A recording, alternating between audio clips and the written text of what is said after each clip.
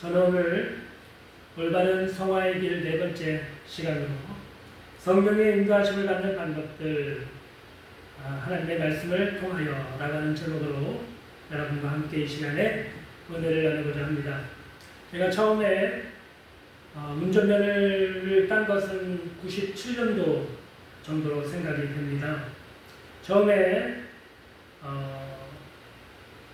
처음으로 운전대를 잡고 운전학원에 가서 운전을 배울 때가 있었습니다. 그때 제 옆에 운전을 가르쳐주시는 그 학원의 선생님이 타셔가지고 저에게 기아를 넣고 핸들을 돌리고 그 다음에 악셀을 밟고 클러치를 띄면서 앞으로 갔다가 또 클러치를 밟고 기아를 후진으로 넣었다가 다시 클러치를 띄면서 악셀을 밟으면서 후진하게 하는 방법, 또 백밀러를 보고 사이드 밀러를 보는 방법 을 한 10분 정도인가요? 가르쳐 주신 다음에 저보고 혼자 연습하라고 내리고는 나머지 20분을 저 혼자서 연습을 한 적이 있습니다. 그때 얼마나 힘들었는지 몰라요. 처음 운전대를 잡아보고 그때는 스틱으로 기아를 넣었거든요. 1단, 2단, 3단, 4단, 5단, 그 다음에 후진이요. 클러치도 있고 브레이크도 있고 엑셀도 있고 백밀러도 있고 사이드 밀러도 보고 처음 운전대를 잡은 사람이 이 모든 것을 한 번에 달라고 하니까 온몸에 그냥 긴장이 돼가지고 땀이 그냥 흐르고 얼마나 그 시간이 긴장이 되고 그랬는지 모릅니다. 근데 지금 97년이니까 거의 한 30년이 흘렀죠. 지금까지 제가 운전을 하고 있는데 지금은 한 손으로 운전을 합니다. 한 손으로 운전하면서도 기아 바꾸고 사이드미러 다 보고 그 다음에 백밀러도 보고 다 합니다. 그리고는 운전을 하면서 라디오도 조작을 하고 에어컨도 틀고 히터도 틀고 다 합니다. 그게 너무 능숙해진 거예요. 그러니까 처음에는 운전하는 분들이 굉장히 대단하게 보였습니다. 아유, 어떻게 저거를 한 번에 다 할 수가 있을까? 어떻게 저렇게 능숙하게 할 수가 있었을까? 라고 처음엔 잘 이해가 되지 않았었습니다. 근데 시간이 지나면서 보니까 그냥 자연스럽게 이렇게 되더라고요. 계속 하다 보니까. 제가 오늘 이 말씀을 왜 드리냐면 성령의 인도함을 받는 방법도 마찬가지입니다. 제가 앞으로 여러분에게 몇 가지 성령의 인도함을 받는 방법에 대해서 설명을 해드리고 소개를 해드릴 텐데 어떤 분들은 제 설명을 들으면서 아우 저걸 다 어떻게 하지? 저거는 불가능한 것처럼 보이는데 아마 그렇게 생각이 드실 수도 있을지 모릅니다. 왜요? 너무 힘들어 보이고 어려워 보이기 때문입니다. 그런데 여러분 처음에는 어려워 보이고 힘들어 보여도 하게 되면 할 수 있게 됩니다. 저를 한번 따라 해보겠습니다. 하게 되면 할 수 있게 됩니다. 한 번 더요. 하게 되면 할 수 있게 됩니다. 근데 안 하면 못합니다. 안 하면 평생 가도 못해요. 근데 하게 되면 할 수 있게 됩니다. 성령님의 인도함을 받는 방법이 바로 그럴 수 있습니다. 성령님이 계심을 믿고 성령의 인도하심을 믿고 하게 되면 할 수 있게 됩니다. 지난 시간에 우리는 성령님의 인도를 받는 가장 첫 번째 방법에 대해서 함께 말씀을 나눴죠. 기억나십니까? 성령님의 인도를 받는 첫 번째 방법, 그것은 우리가 성령을 받고 반언으로 기도하기 시작해야 한다는 것입니다. 그게 첫 번째 단계예요. 성령을 먼저 받아야 돼요. 성령을 받지 않고는 여러분 성령의 인도를 받는 일은 불가능해요. 성령님을 받지 않았는데 성령의 음성을 듣는다든지 성령의 인도하심을 따른다든지 하는 일은 일어날 수가 없는 일인 것입니다. 불가능한 일인 것입니다. 성화 자체가 불가능해요. 성령 받지 않고서는. 예를 들면 오늘날 대부분 사람들이 멀리 떨어져 있는 사람과 또 쉽게 스마트폰, 핸드폰을 가지고 통화를 합니다. 화상통화도 하고 문자도 주고받고 카톡도 주고받습니다. 우리는 그런 식으로 살고 있어요. 여러분이 스마트폰을 가지고 있다면 전 세계 어딜 가든지 아무리 멀리 떨어져 있는 사람이라 할지라도 언제 어디서나 어떤 시간이든지 스마트폰을 가지고 다른 사람과 대화하고 통화를 할 수가 있을 것입니다. 그런데 만일 여러분이 기차나 버스 또는 택시, 지하철에 여러분의 핸드폰을 놓고 내리셨다면 여러분은 어느 누구와도 통화를 할 수 없고 대화를 할 수 없게 될 것입니다. 이와 마찬가지예요. 성령을 받지 못했다면 성령님과 대화하는 것이 불가능합니다. 성령님의 음성을 듣는 것이 불가능합니다. 그러므로 성령의 인도함을 받는 것도 불가능한 일이 됩니다. 그러나 여러분이 성령을 받았고 방언으로 기도할 수 있는 사람이 되었다면 여러분은 몇 가지 방법을 통해서 제가 앞으로 소개해드릴 몇 가지 방법을 통해서 성령의 음성을 들을 수도 있게 되고 성령의 인도하심을 받을 수도 있게 될 것입니다. 오늘 말씀을 좀 찾아볼까요? 고린도전서 2장 10절에서 14절입니다. 고린도전서 2장 10절에서 14절 오직 하나님이 성령으로 이것을 우리에게 보이셨으니 성령으로 우리에게 보여주신 것들이 있다는 거예요. 성령은 모든 것, 곧 하나님의 깊은 것까지도 통달하시느니라. 사람의 일을 사람의 속에 있는 영 외에 누가 알리오? 이와 같이 하나님의 일도 하나님의 영 외에는 아무도 알지 못하느니라. 우리가 세상의 영을 받지 아니하고 오직 하나님으로부터 온 영을 받았으니 이는 우리로 하여금 하나님께서 우리에게 은혜로 주신 것들을 알게 하려 하심이라. 성령을 받게 되면 하나님이 우리에게 주신 선물들, 은사들, 진리들을 알 수 있게 된다는 것입니다. 우리가 이것을 말하거니와 사람의 지혜가 가르친 말로 아니하고 오직 성령께서 가르치신 것으로 하니 영적인 일은 영적인 것으로 분별하느니라. 성령을 받아야지 영적인 일들을 분별하고 진리를 분별하고 하나님이 우리에게 주신 신령한 세계를 우리가 분별하며 살 수 있다는 것입니다.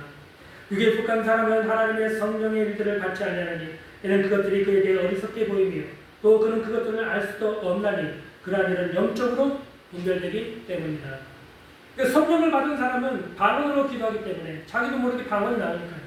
방언으로 기도하기 때문에 방언을 말하는 것이 지극히 정상적이고 당연한 일처럼 보이는데 성령을 받지 않은 사람은 방언으로 기도하는 사람들 보면 꼭 미친 사람처럼 생각이 되거든요. 아니 왜 사람 멀쩡한데 왜 저런 이상한 말을 하는가? 그냥 한국말로 기도하면 되지. 우리나라 말로 기도하면 되지. 왜 꼭 방언으로 기도해야 되는가? 미친 사람처럼, 제정신이 아닌 사람처럼, 열광주의자처럼, 광신도들처럼 그렇게 되는 거 이해가 안 되는 거예요. 알 수가 없어요, 그 사람들은. 오늘 말씀해 드리잖아요. 육에 속한 사람은 하나님의 성령의 일들을 받지 않는다. 이는 그것들이 그에게 어리석게 보인다. 또 그것들을 알 수도 없다. 그러한 일은 영적으로 분별되기 때문이다. 성령을 받게 되면 방언으로 기도하게 되고 영적인 일들을 분별할 수 있게 됩니다. 할렐루야. 그래서 이것이 성령의 인도하심인가 성령의 음성인가 분별할 수 있는 분별력을 가지게 됩니다. 또 요한복음 14장 16절 26절에 내가 아버지께 구하겠으니 그가 또 다른 보혜사를 너희에게 주사 영원토록 너희와 함께 있게 하겠다 말씀하셨습니다. 또 다른 보혜사. 보혜사는 위로자 또는 변호자, 공급자 그런 의미가 있습니다. 우리 곁에 오셔서 우리의 연약함을 도와주시는 분, 그 보혜사예요. 우리를 변호해 주시는 분, 우리를 위로해 주시는 분, 우리를 도와주시기 위해서 오시는 분, 그분이 바로 보혜사, 성령이십니다.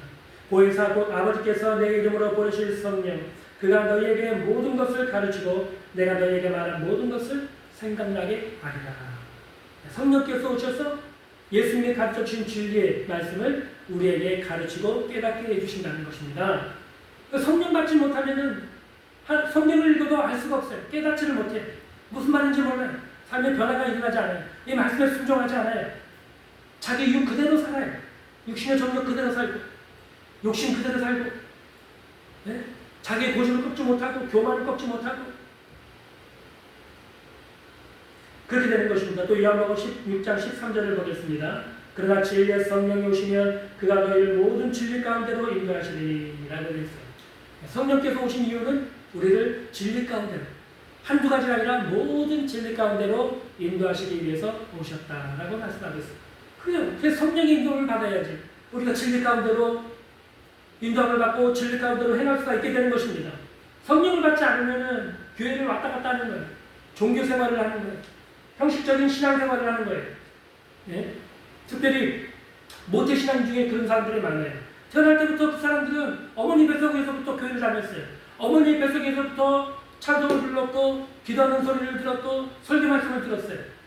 그러니까 말씀이 너무 익숙하고 기독교라고 하는 이 종교 행위가 너무 익숙한 거예요. 그러니까 본인은 성령을 받지 않았는데, 받은 적이 없는데 본인은 정상적인 그리스도인이라고 생각을 합니다. 자기는 그냥 구원받았다고 생각해. 복음이 너무 익숙하니까. 그런 게 아닙니다. 성령을 받으셔야만 됩니다. 어떤 사람에게 만약에 당신이 결혼하셨습니까? 라고 했는데 글쎄요 제가 결혼했는지 안 했는지 라고 말한다면 그 사람은 결혼 안 한 사람이죠. 그죠? 당신 결혼했습니까? 라고 하면 결혼한 사람 저 결혼했습니다. 집에 아내가 있고 애들도 있습니다. 이렇게 말하는 결혼한 사람이죠. 그죠? 당신 성령 받았습니까? 제가 성령 받았는지 안 받았는지 잘 모르겠습니다. 이렇게 얘기하는 사람은 성령을 안 받은 사람이 분명합니다. 성령 받은 사람은 그렇게 말하지 않아요. 성령 받은 난 성령을 받았습니다.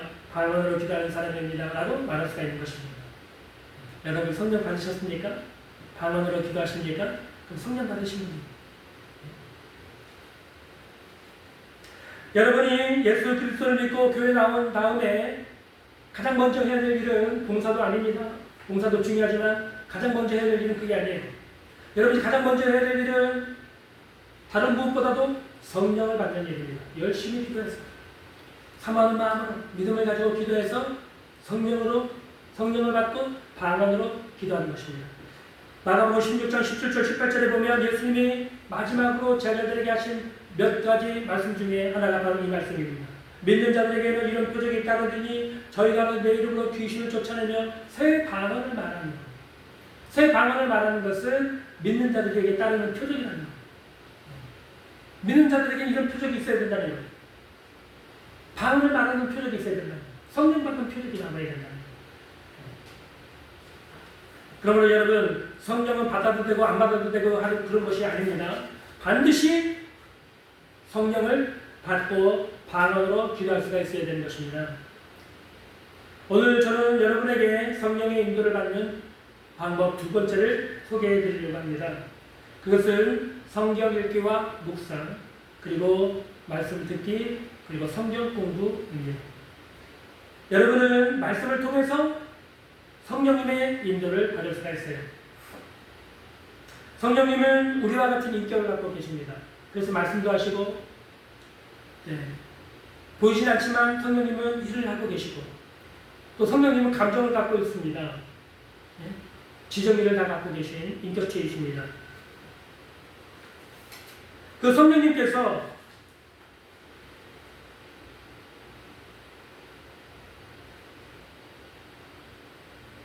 오늘날 교회에 오셔서 또 성도들 안에 계시면서 어떻게 말씀을 하실까요? 어떻게 우리 삶을 인도해 가실까요? 첫째로 성령께서는 우리 믿는 성도들, 예수 그리스도를 믿고 영접하고 모시고 사는 성도들을 교회로 인도하십니다. 기억하십시오. 교회에 나오지 않고 혼자 신앙생활하는 그것은 잘못된 신앙입니다. 코로나 시대를 지나면서 많은 사람들이 집 안에서 인터넷으로 방송으로 혼자 또는 가족끼리 모여서 부부가 예배드리는 인터넷으로 예배드리는 그런 사람들인데 그 잘못된 것입니다. 그거는 예배가 아니에요. 그건 종교 생활이에요.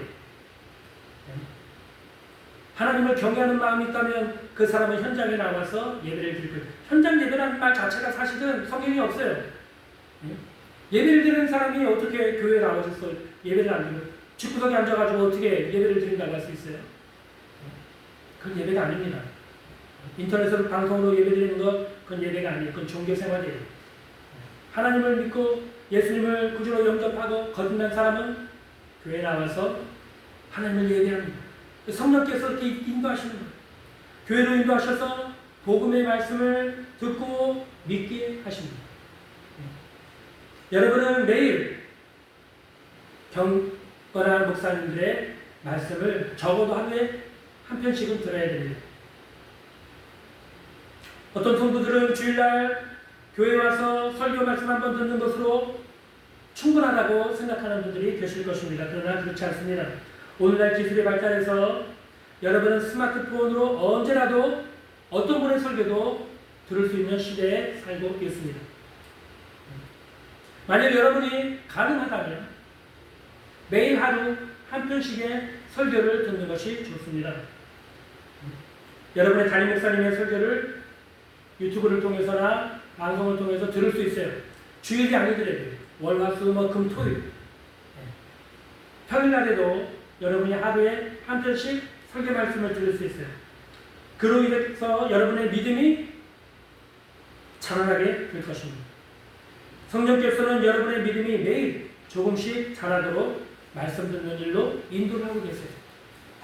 초대교회 보면은 여러분 사도행전 2장에 보면은 성도들이 매일 성전에 와서 사도들로부터 말씀을 듣고 가르침을 얻었다는 거예요. 매일 설교를 들었다는 거예요. 매일 교회 왔어요.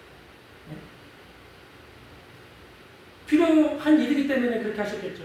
오늘날도 마찬가지입니다. 성령님은 똑같은 일을 하고 있어요. 밀린 성도들에게 하나님의 말씀을 들으라고, 설교 말씀을 들으라고 인도하고 계십니다. 저는 시간이 되면 늘 고 조용기 목사님의 설교나 고 하영주 목사님, 오카는 목사님의 설교를 자주 듣습니다.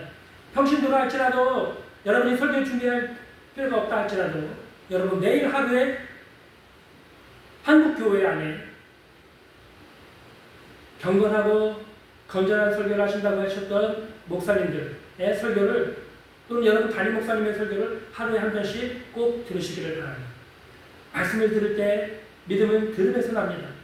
여러분 믿음이 생기고 믿음이 자라나게 됩니다. 성령께서는 그래서 여러분을 설교 말씀을 듣는 가운데로 인도하십니다. 이게 성령님이 하시는 일이에요. 두 번째, 여러분은 매일 성경을 통독하고 묵상해야 합니다. 여러분 성령님의 음성을 듣고 싶죠? 매일 듣고 싶죠? 매일 인도함을 받고 싶죠? 성령님의 인재를 여러분 느끼고 싶어하는 분들이 굉장히 많습니다. 그렇다면 여러분 그 대가를 치러야 됩니다. 대가 없이는 성령님의 인도를 받을 수가 없어요. 그 대가는 무엇입니까? 날마다 시간을 정해놓고 최소한 하루에 30분 정도 성경을 통독하는 것입니다. 그리고 통독한 다음에는 그때 주어진 여러분 마음속에 주어진 감동에 따라서 5분에서 10분, 15분, 20분 정도 묵상의 시간을 갖는 것입니다. 왜 성경을 매일 읽어야 합니까? 그렇게 질문하시는 분이 계실지도 모릅니다. 성령께서는 여러분에게 말씀하시는 분이세요. 성령님은 말씀하시는 분이에요. 그런데 여러분이 성경 말씀을 모르면 여러분에게 말씀할 수가 없어요. 왜냐하면 성령께서는 말씀을 통해서 여러분에게 말씀하시기 때문입니다. 성경은 그래서 우리가 성령님의 음성을 듣고 분별할 수 있는 기준이 됩니다. 성경 말씀이 기준이에요.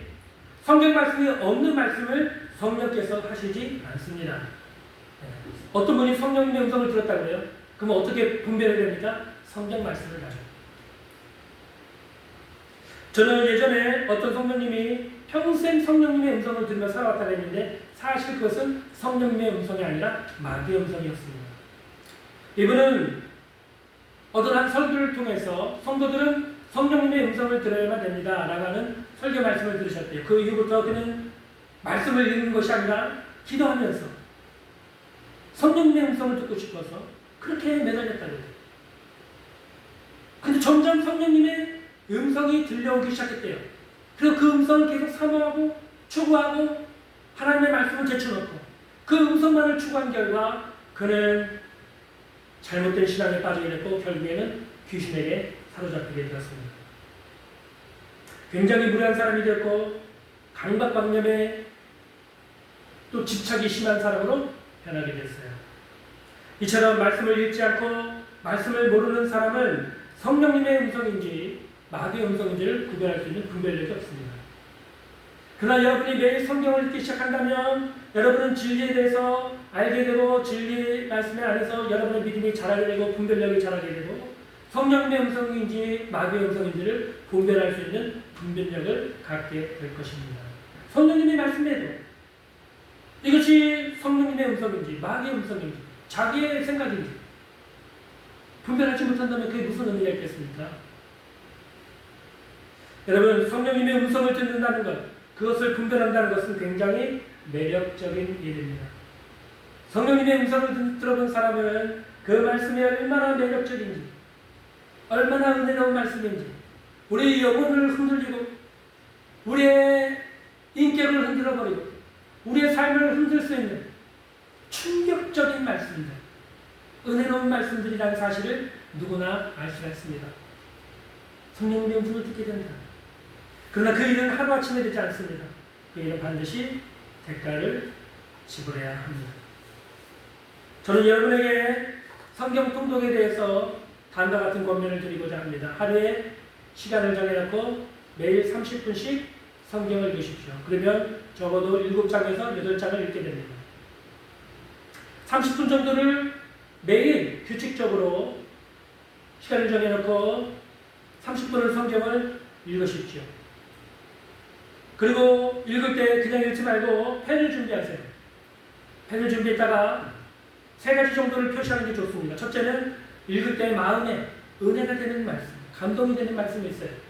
거기에 밑줄을 그으시고 빨간 줄로 밑줄을 그으세요. 성경에다가 이렇게 낙서하는 것 좋지 않다고 생각하지 마세요. 오히려 성경이 지저분할 것이 참 좋은 것입니다. 여러분, 저는 여러분의 성경이 아주 그냥 지저분한 성경이 되기를 간절히 바랍니다. 성경이 딱 폈는데 이 장이 떨어지지 않을 정도로 성경을 안 읽는 사람도 창피한 줄 아셔야 돼요. 얼마나 성경을 안 읽었으면 세상에 성경이 떨어지지도 않아요. 저는 여러분 성경이 지저분해지길 간절히 바랍니다. 괜찮아요. 성경에다가 이렇게 표시를 하고 밑줄을 긋고 이렇게 매번을 해도 괜찮습니다. 여러분이 30분 성경 읽는 동안에 마음에 와닿는 감동되는 말씀이 있으면 거기다 빨간 줄을 그으십시오. 또 말씀을 읽다가 마음에 찔리는 것, 내 죄를 책망하는 말씀이 있는 것처럼 느낀다면 거기다가도 밑줄을 그고 표시를 하십시오. 그리고 여러분이 읽다가 이해가 도저히 안 된다, 이게 무슨 말씀인지 모르겠다 라고 하는 것에는 물음 표시를 하십시오. 3가지 정도는 기본적으로 하시는 게 좋습니다. 그리고 30분 다 읽은 다음에 이 3가지를 마음에 묵상하세요. 어떤 말씀이 내 마음에 깊이 감동이 되고 그날 위로가 됐다면 그 말씀을 묵상하세요. 저는 매일 아침 이사야 41장 10절 말씀을 묵상합니다. 두려워 말라, 내가 너와 함께합니다. 놀라지 말라, 나는 내 하나님이 되리라. 내가 너를 굳세게 하리라. 참으로 너를 도와주리라. 참으로 나의 오른손으로 너를 붙들어 주리라.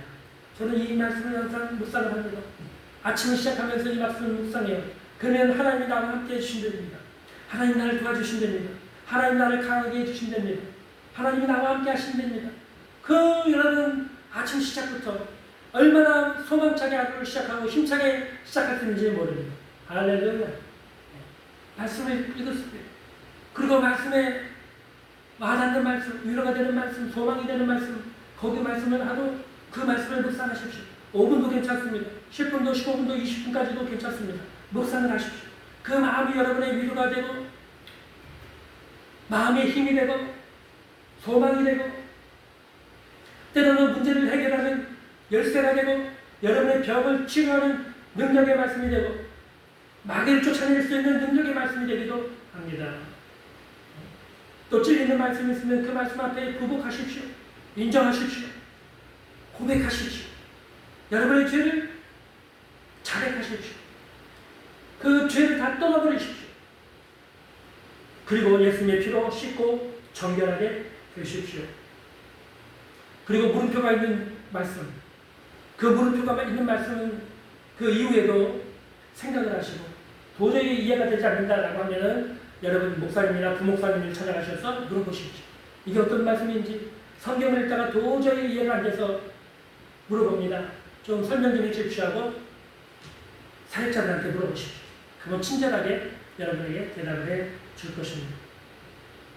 또 여러분은 성경 읽기 할 때 창세기부터가 아니라 반드시 신약 마태복음부터 시작하시는 것이 좋습니다. 저의 경험으로 볼 때 제가 만나는 성도분들에게 성경 통독을 권하는데, 특별히 창세기부터 성경 통독을 시작하시는 분은 중간에 포기하신 분들이 굉장히 많았어요.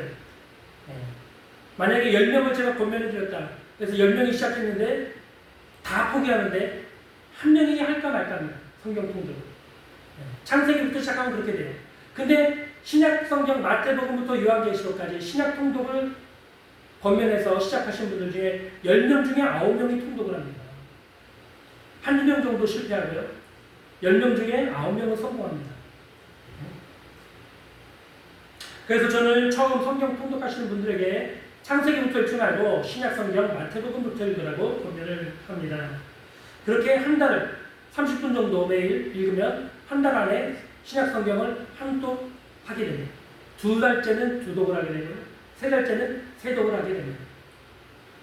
신약 성경을 이처럼 3번 정도 통독을 한 다음에는 이제 성경을 읽는 습관이 붙었기 때문에, 재미가 생겼기 때문에 성경 전체를 통독할 수 있는 충분한 준비가 된 것입니다. 그때부터는 창세기부터 요한계시록까지 전체를 똑같은 방법으로 하루에 30분씩 똑같은 체크를 해가면서 성경을 읽으시면 6개월이 못 돼서 여러분은 창세기부터 요한계시록까지 전체를 한번 통독하게 할 수가 있게 됩니다. 또 한 번 더 6개월을 들여서 한 번 더 읽으면 성경 전체를 2번 읽게 되고, 또 한 번 읽으면 3번. 우리 한국은 3, 4번이라고 하지 않습니까? 3번 정도 읽으시는 게 좋습니다. 성경 전체 통독도 3번 정도를 한 번에 하시는 게, 그럼 1년 6개월이 걸리죠. 그 다음에는 이제 성경 통독에 대해서 연간 계획을 세우시는 게 좋습니다. 저 같은 경우에 예를 들자면 저는 1월달부터 3월달까지 3개월에 걸쳐서 신약 성경을 3번을 통독합니다. 그리고 4월달부터 9월달까지는 6개월에 걸쳐서 창세기부터 요한계시록까지를 한번 통독을 합니다. 그리고 10월달부터 12월달까지 3개월에 걸쳐서 신약 성경을 3번 통독합니다. 그렇게 하면 1년에 신약 성경을 6번 통독하게 되고 성경 전체는 한 번을 통독하게 됩니다. 만약 2년을 그렇게 읽는다면 신약 성경은 12번을 읽게 되고 성경 전체는 2번을 통독하게 되죠. 5년을 그렇게 했다. 그러면 신약 성경을 30번을 통독하게 되고 성경 전체는 5번을 통독하게 됩니다. 10년을 그렇게 했다. 그러면 신약 성경은 60번을 통독하게 되고 전체는 10번을 통독하게 되죠. 만약 20년을 그렇게 했다. 그러면 신약 성경을 120번을 통독하게 되고 성경 전체는 20번을 통독을 하게 됩니다. 이렇게 계속 꾸준하게 성경을 통독해 나가는 것입니다.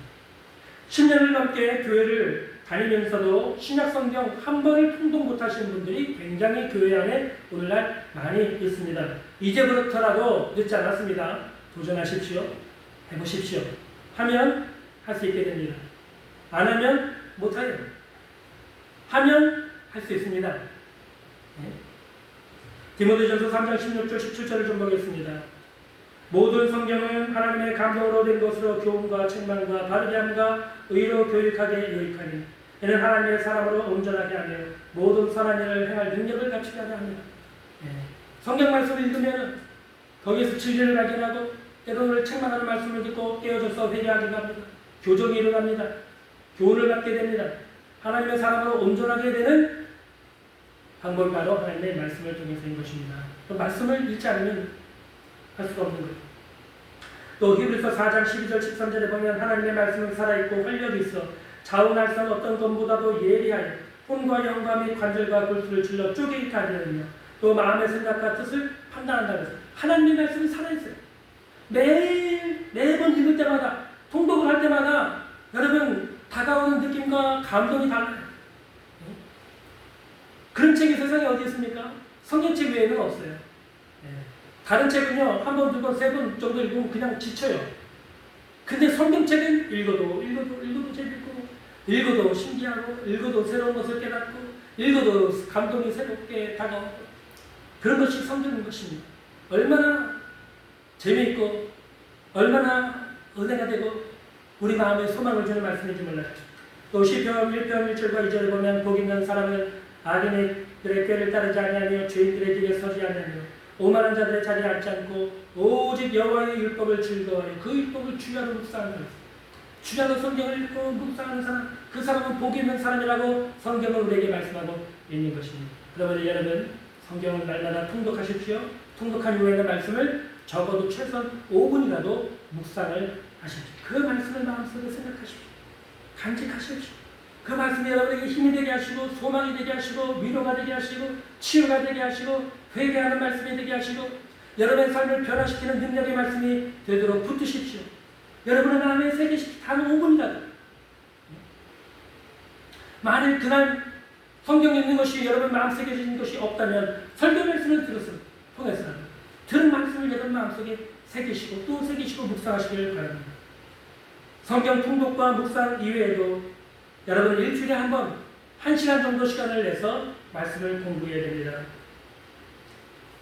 물론 성경 통독만 꾸준히 하셔도 어느 정도 말씀에 대한 지식을 얻을 수 있어요. 그러나 성경을 공부하고 연구할 때 진리의 말씀을 발견할 때 그때 받는 그 기쁨, 진리를 깨달았을 때 받는 그 감동, 그 어떤 것과도 비교할 수가 없어요. 너무 기쁜 거예요. 그래서 그 진리를 전해주고 싶고 그 진리를 말해주고 싶고 그 진리를 설명해주고 싶고 그런 거예요. 그게 너무 커서 너무 기뻐서 그 말씀은 진리를 깨달았을 때 그 말씀은 그 감정은 그 행복은 형언할 수 없는 기쁨인 것입니다. 너희가 진리를 알지니 진리가 너희를 자유케 하리라. 성경 말씀을 연구하고 공부하고 어떤 진리를 발견했을 때 거기서 우리는 해방을 얻게 됩니다. 자유를 얻게 됩니다. 그 말씀이 위로가 됩니다. 그 말씀이 우리를 어둠의 쇠사슬에서 풀어준 해방시켜줍니다. 죄의 사슬에서 해방시켜줍니다. 저주의 사슬에서 해방시켜줍니다. 질병의 매임에서 노임을 얻게 해주는 것입니다. 사단의 매임에서 노임을 얻게 해주는 것입니다. 할렐루야. 앞에서도 우리가 보았듯이 성령께서 오신 것은 우리를 진리 가운데로 인도해 주시기 위해서 오셨습니다. 우리가 여러분이 일주일에 단 한 번 성경을 1시간 정도 읽고 연구하고 공부할 때 여러분 진리를 더 깊이 이해하고 깨닫게 되고 그것은 여러분의 삶에 놀라운 변화를 가져올 것입니다. 예수님도 3년 반 제자들에게 말씀을 가르쳐 주셨어요. 또 초대교회 전통에 바로 예루살렘 교회 성도들이 매일 교회에 모여서 사도들로부터 직접 말씀을 배웠습니다. 사도 바울도 고린도 교회에서 1년 6개월, 에베소에서는 3년 동안 밤낮으로 성도들을 붙들고 말씀을 가르쳤어요. 성경 공부를 가르쳤다는 거예요. 한국 교회 초대교회 때에도 여러분 오전에는 성경 공부 시간을 보냈대요. 어린이 반, 그다음 남자 반, 여자 반 성경 공부를 한 다음에 점심에 밥을 먹고 오후에 1시간, 2시간 되어서 주일 예배를 드렸다고요. 그게 초대교회, 한국교회 초대 교회에 있었던 일이었어요. 성경 공부를 꼭 시켰다고요, 성도들이. 이처럼 성경 공부는 성경적인 것입니다. 요즘에 이단들이 성경 공부를 열심히 가르치죠. 한국교회, 교회는 정통적인 교회에서는 성경을 안 가르치고 이게 거꾸로 됐어요. 잘못된 거예요. 오늘날 사람들이 바쁘던 시대라고 핑계를 많이 대면서 성경 공부를 등한히 하고 또 교회에서도 성경을 안 가르치고 있는데 잘못된 것입니다. 여러분 성령님의 인도를 받기 위해 반드시 이런 대가를 치러야 됩니다. 여러분 반드시 성경을 통독하고 묵상해야 됩니다. 설교 말씀을 드려야 됩니다. 성경 공부를 하셔야 됩니다.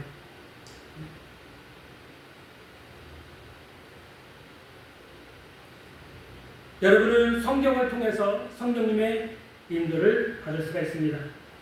성령께서는 여러분을 말씀 가운데로 인도해 주십니다. 여러분이 하는 게 아니에요.